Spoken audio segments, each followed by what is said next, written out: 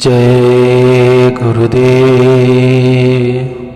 नौजवान साधक परम पूज्य स्वामी जी महाराज ने सत्संग सुनाते हुए कहा कि नौजवान साधक एक विधवा युवती के समान होता है। दोनों को एक मजबूत किले में रहना चाहिए। आपका किला आपका सतगुरु है। हरदम उसकी शरण में रहें। उसके हुक्म के खिलाफ कभी एक कदम न उठाएं। हमेशा उसके उपदेश आदेश की चार दीवारी में रहें। उनकी शरण तथा ओट ले लें, अपना एकमात्र आधार बना लें। तब आपका कोई नुकसान नहीं हो सकता। उस किले में अपने रहने के लिए एक सुरक्षित कोठरी बना लें, जिसकी चार दीवारें हों। पहली मौन, दूसरा कम खाना, तीसरा कम सोना और चौथा जो अंतिम है एकांत में या अकेले रहना। मौन बातचीत करने में काफ़ी शारीरिक व आत्मिक शक्ति नष्ट होती है। मौन एक बड़ा गुण है।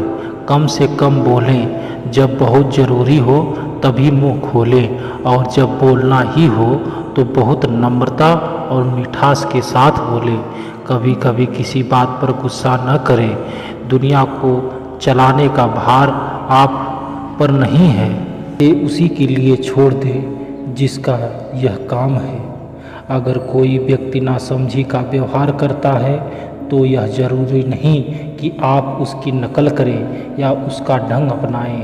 हमेशा अपनी ज़बान को वश में रखें।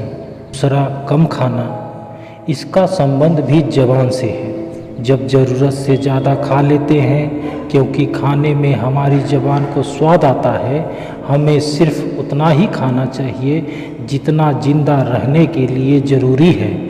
हमें मालिक की भक्ति हेतु जीने के लिए खाना चाहिए, खाने के लिए जीना नहीं चाहिए। जैसे ही कुछ लोग सोचते हैं कि मनुष्य कम खाने से देवता और ज़्यादा खाने से पशु बन जाता है। अधिक खाने और अधिक सोने से मनुष्य परमात्मा के दर से दूर हो जाता है। खाने और सोने का रस हमारी आंतरिक दृष्टि को धुंधला कर देती है।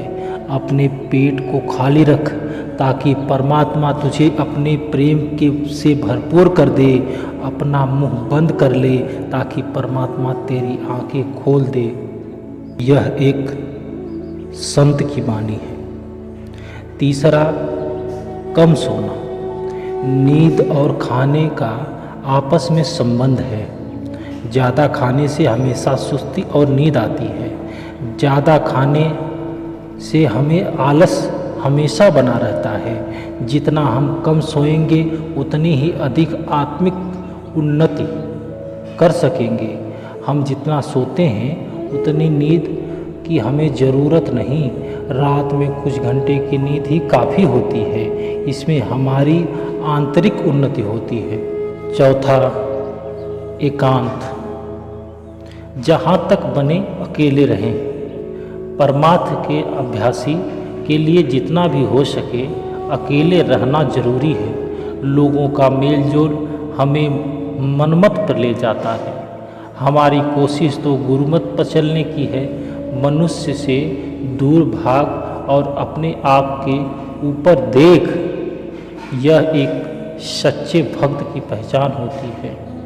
एकांत का मतलब है कि बाहर के विकारों से अपनी दूरी बना के आंतरिक उन्नति के रास्ते पर हमेशा चलना ही एक सच्चे सत्संगी का मूल उद्देश्य होना चाहिए। जय गुरुदेव।